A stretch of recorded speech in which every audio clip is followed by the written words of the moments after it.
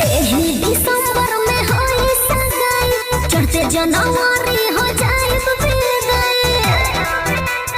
ए सुना, एही दिसंबर में होई सगाई, चढ़ते जनवरी हो जाए विदाई। जान करी हो ना तू आँख नम,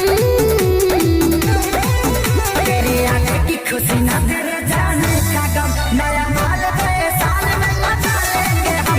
तेरे आने की खुशी ना तेरे जाने का गम, नया माल नए साल में मचा लेंगे हम। ये क्या बोल रही हो?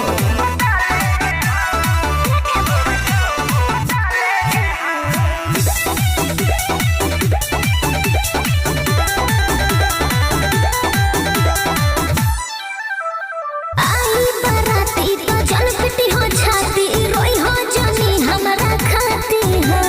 खुशी से जाना जाने डराना, काहे सनम घबराती हो। अरे तो का करी?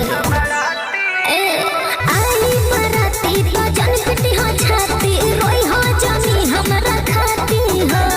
खुशी से जाना जाने डराना, काहे सनम घबराती हो। कैसे जियब ई सोचतानी हम, तेरे आने की खुशी ना तेरे जाने का गम, नया माल नए साल में मचा लेंगे हम। तेरे आने की खुशी ना तेरे जाने का गम, नया माल नए साल में मचा लेंगे हम।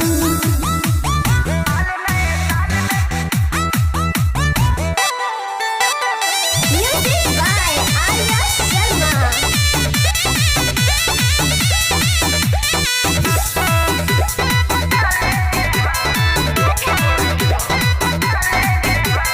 खुद के संभरी हो, फोन जानी करी हो, ना तो पति जान जाएगा।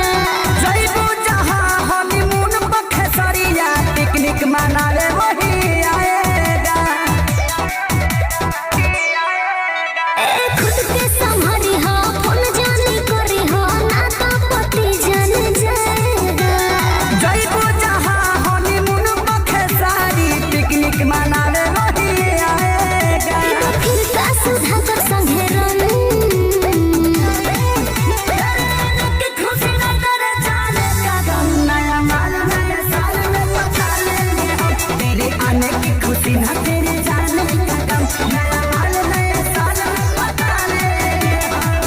ना मन बता जा। जो यू आर ऐस कर।